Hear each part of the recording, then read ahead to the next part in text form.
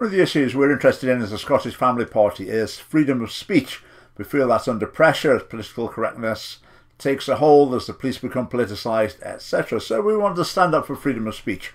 I made videos about the Count Dankula incident recently, but I came across another one that actually happened last year, but I hadn't heard about it till very recently. It was about a Glasgow YouTuber. And I looked at him a little bit. In these videos, he often has a picture of himself, and then next to it are rotating images of attractive young ladies not wearing too much, or attractive young ladies not wearing too much, carrying guns. I agree with him with some of the things he says. Don't necessarily agree with the way he says it. He seems to be going out of his way to bring up the Jews quite often, so you fear an element of anti-Semitism. So I don't feel I'm particularly on this fella's wavelength. But he was arrested for a tweet. And we're going to hear him telling his story about it. And then I'll say what we think. She says, you posted on Twitter on the 19th of August, right? Where's a Muslim with a truck when you need one? Hashtag Pride Glasgow. Pride Glasgow is the gay pride parade thing, right? Now, first thing I thought was, I don't remember tweeting that. When did I tweet that, right? But then I said to her, I said, what's wrong with that? I don't understand. Where's a Muslim with a truck? We need one now. When I hear a Muslim with a truck, right, first thing I'm thinking of is a food truck. You know, like in fact, I'll show some images right now of what I'm talking about. This is what I picture, right? These images here. When I hear Muslim with a truck, that's what I picture, right? Muslim who's, you know, selling kebabs and pakoras and soft drinks, you know, that kind of stuff.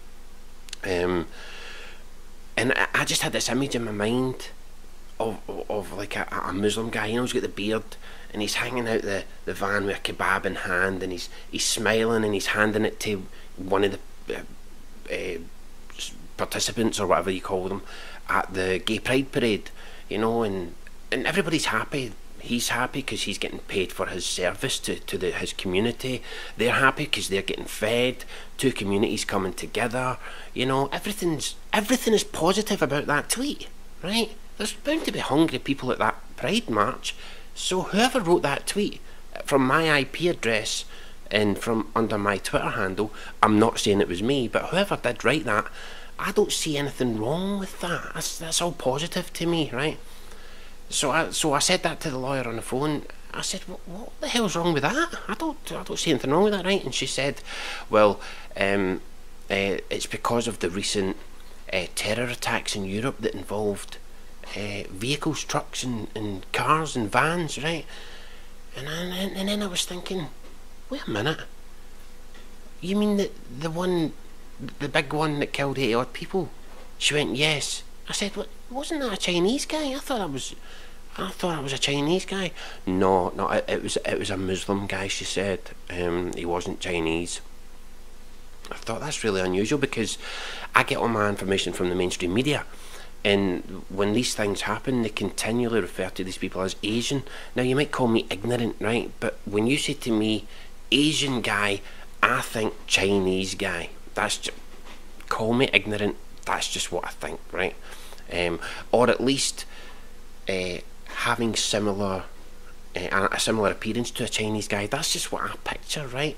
I don't picture, well, a Muslim really, you know, but apparently it was a Muslim in this truck, and that's me just finding that out because, as I say, I get my information from the mainstream media, so I didn't know he was a Muslim because they didn't mention it. They only mentioned that he was Asian. So I was, you know, I'm learning a lot. I'm learning about the existence of a tweet that I didn't know existed on my account, and then I'm learning about the guy who done that truck attack. He's actually a Muslim. I had no idea he was a Muslim. But even though the guy was a Muslim, right? I still don't understand the connection, right? Well, I think we've got three lies there. Lie number one, he says he didn't do it. I'd imagine that's lawyer's advice to say that. Hard to believe. Lie number two, he says he meant a food van. I mean, that's obviously complete rubbish. It's obvious what he was meaning by the tweet. Lie number three, he didn't realise it was Muslims who'd been involved in the terrorist attacks driving vans into crowds of people. Of course he knew that. How could anyone think otherwise?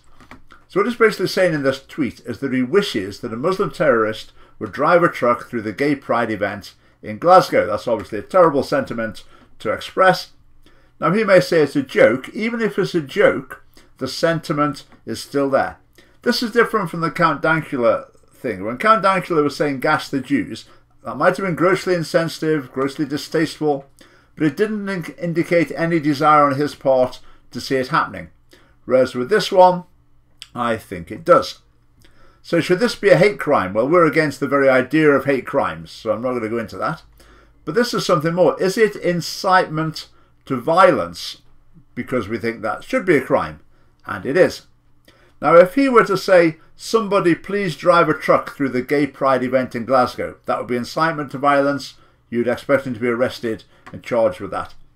If he were to say, I hope that someone drives a truck through the gay pride event, again, I think that could be seen as incitement to violence. If you effectively say the same thing in the form of a joke, then, well, it might be a grey area, but maybe that could be classed as incitement to violence. So should he be prosecuted? Maybe, maybe not. Maybe you could say it's not really a credible threat. Will I be joining the crowd of people complaining that he was arrested? No. This debate's become very polarised, particularly online. There's people who are for free speech and they're willing to defend anything anyone ever says and justify it in any possible way.